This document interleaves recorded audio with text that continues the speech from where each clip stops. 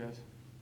So I want to do videos more like this that are kind of just, very specific on specific topics, like, for instance, why the price of college is so high. I want to do this kind of just to grab attention of audiences and get them to understand how important economics is in their life, really, but really just clickbait title, why not? But it's relevant to a lot of people. Why is the price of college so high? So I'm actually at a college right now, by the way. It's a public college, it's pretty cheap. Class is about $250 a pop. You go to a university, how much are they? At least $1,000 sometimes. But why are the prices of college so high? It's very simple economics, and it has everything to do with supply and demand, and in this case, everything to do with money creation. So how do most people pay for college? I'm just gonna draw a generic college. College. It looks like an S, but it's really a G. College. How do most people pay for college? They get loans, right? Or they'll get government grants, but either way, money is being created and spent on college. So literally, you can just draw a bank over here, or you can even draw government. These are very shoddy pictures, but they'll do. And people borrow money from the bank, or they'll go to the government and get a loan, which actually borrows it from the bank, whether you know that or not. That's why the federal government is $21 trillion in debt right now. So money is being created and spent on college. And naturally, there is this supply and demand function. There's competition, you know what I mean, for college. So over here, let's just say other people with money, people who are whose fathers have worked their entire lives to try to save money so their kid can go to college, right? These people are competing for college. So naturally, if, let's say, the college at the end of the day, it's a profit, it's a business. They're making money, that's what they're doing. They're charging you for tuition. You're buying it, why? Because you think it's gonna get you a better job, right? Okay, so naturally, the college is going to charge about as much as they want to, as much as the market will bear. That's a term that economists like to use. So yeah, they're going to charge about as much as the market will bear, as much as people will pay. So here's the big shebang. They could charge $40,000. A lot of people that don't quite understand $40,000, for a 4-year tuition, that's probably cheap these days. I don't even know. But they could charge $40,000, and guess what? These guys might be like, dang, there's no way I could do that. That's like I don't have that. Like, I'm paying bills and everything. I can't afford that. So they're screwed. But guess what? These guys who can go to a bank and ask the bank, hey, can I get $40,000 to pay for college? The bank just creates it through a process called fractional reserve banking, and literally, whatever the freak these colleges want to charge, people can just go to the bank and get it straight up. And also, the government likes to give out these Pell Grants and just straight up print the money, the bank prints it, Federal Reserve. You got to understand the funding mechanism of the government. The government issues treasury bonds, sells those treasury bonds to the public. The Federal Reserve is a privately owned bank that prints money, which is crazy, through a process called fractional reserve banking. If you didn't know that, now you know. The Federal Reserve, privately owned bank, prints money and buys those treasury bonds from people who have bought those treasury bonds from the government themselves. And, it's just a process, pretty much the Federal Reserve printing money, buying treasury bonds. The treasury bonds, that money goes to the bank buys more, the money's going from the banks to the government. That's the easy way to say it. And with that being said, the government has this money and is literally just handing it out to people.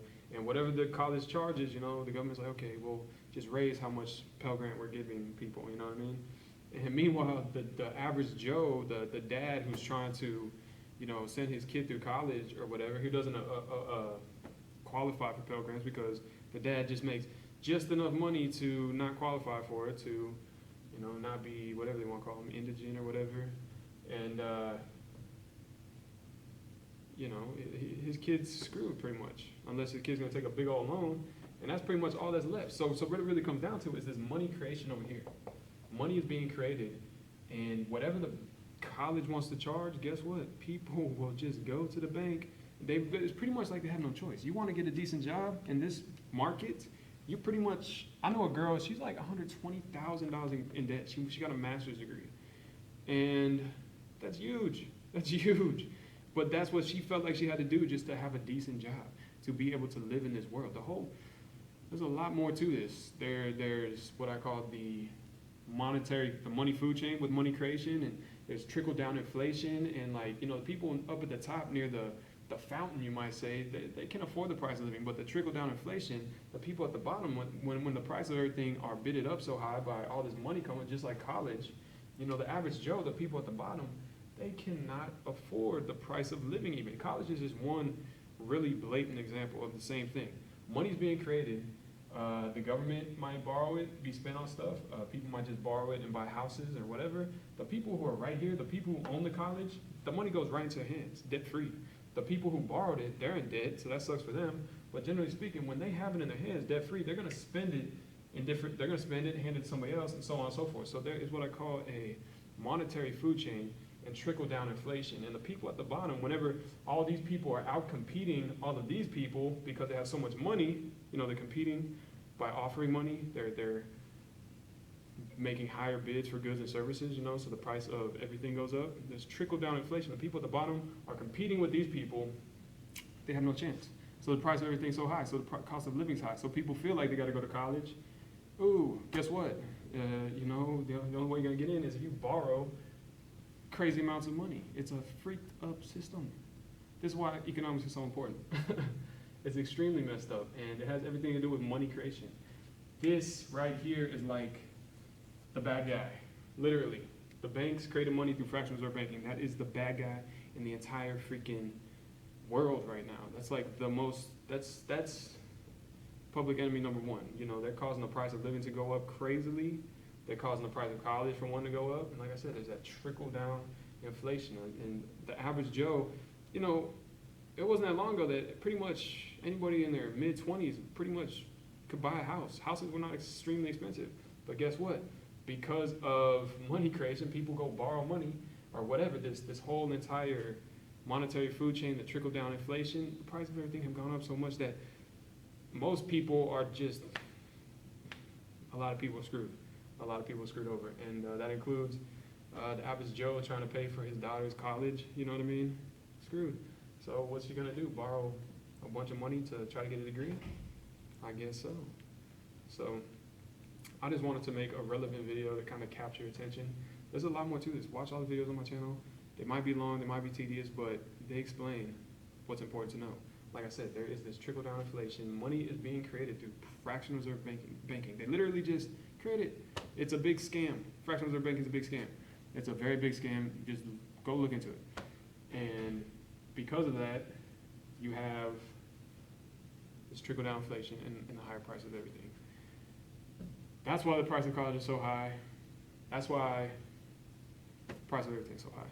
So, college is just one blaring example. It's almost like, people pretty much feel like they need to go to college. So it's almost a, what's that word? I don't know. People feel like they need to go to college. So there's like a constant demand for it. A lot of jobs actually demand that somebody has a degree or whatnot. So there's a constant demand for it.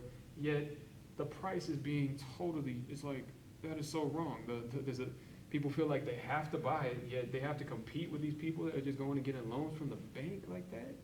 That's insane. That's terrible. So it's a trap almost. It's really almost like a trap. That's the easy way to say it. And that has everything to do with money creation, fractional reserve banking, and this whole. That's the culprit right here. Money creation, fractional reserve banking. Money creation, fractional reserve banking. Money creation, fractional reserve banking. Money creation, fractional reserve banking. And outcompeting everybody for things like college. And like I said, there's trickle-down inflation that comes after that, the monetary food chain, all that stuff. And it all begins with money creation. This is, and then eventually, the value of the money, if people are saving money, like Joe Schmo over here, the value of the money is going down as the money's being created. So he's working every freaking year. He thought he only had to save $8,000 to get his daughter through college 20 years ago. He started saving, like, I got that, no problem. By the time it comes around, dude, it's $40,000. That's money creation, inflation. That is the culprit in the world, the cause of so much of our misery. I know, look, there's probably a bunch of people that got it way worse than I do.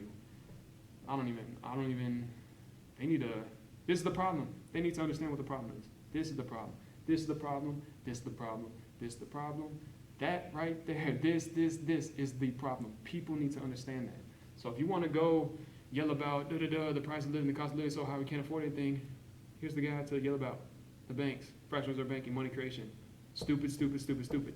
And this is also why I created my channel, to teach people that you do not have to use Federal Reserve notes as money. People can use anything they want as money. They can use gold. And I'll just add this, just to make sure this idea is, if this is the only video watch, I want you to have this idea. If I trade this for gold, who can I trade the gold to? Anybody who's willing to trade their stuff for gold. If I trade it for silver, same thing. If I trade it for $1, same thing. If I trade it for any currency around the world, same thing. So really what there is in the economy is trading. If I trade this for another pen, who can I trade to? Only somebody else that wants a pen. I don't want to get confused here, but here's the point. Money's value is determined by the group of people willing to trade their stuff for it. So if I trade this for $1, there's a pretty big group of people that are willing to trade their stuff for the dollar. You see what I'm saying? Trade this for $1, boom. Who can I trade the dollar to? A very large group of people, because there's a lot of people that want to trade stuff for $1. If I trade for gold, probably not as much. If I go to China, trade it for some Chinese money, well, there's probably a lot of people in China that are willing to trade their stuff for that. So no money is really universal. There's really just these groups that use certain things as money. And so you don't have to use the Federal Reserve note as money. You can use anything. And I've already proposed other ideas. You know, people can use gold, silver, you can use copper, they can use Pokemon cards, baseball cards. You can use pretty much anything that people are willing to use. And that's just what it comes down to. At the end of the day, the entire economy is just trading. I trade this for something, trade that something for something else. That's just how it goes. That's just economics, very simple. People seem to be confused, thinking that the only thing they can use is money, is Federal Reserve notes, and that's where a lot of the misery comes from. And that's why I explain this on my channel, because there is no, people want to say there's a monopoly on money, but really, people are just choosing to use that money. I mean, it might be like, okay, well, there has to be like a collective decision made to go to something else. And I propose things like that. There's actually a video I just made called the New Monetary System that talks about the government printing money like per state, maybe, every state having their own money. Okay, so there needs to be collective decisions made to use other things as money, because this money is toxic. The Federal Reserve notes are toxic. The guy who's saving his money to try to bring his daughter to college thought he was only going to need like $8,000 a couple years ago. Guess what? He's saving all that money. It is devaluing in his bank account. The value is going down. Now the price of college is way higher.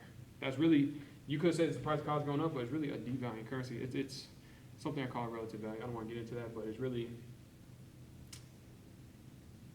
you can watch some of my other videos to understand all that stuff. But for now, just understand, that's the bad guy. And that's really what you need to know right there. Banks are the bad guy. Fractional reserve banking is terrible. That's pretty much what you need to know right there. And so yeah, if you're complaining, this goes well beyond college. It goes into a lot of aspects of our lives. If you got to pay rent, you're struggling, you're working a 9-to-5 job, you're just trying to keep a roof over your head, guess what? It's probably the exact same thing causing the misery in your life. So this is why I make my whole channel, to educate people. And it goes, like I said, people do not need to use the Federal Reserve notes as money. That is something I want to stress. And I've already proposed a better monetary system in my video called The New Monetary System.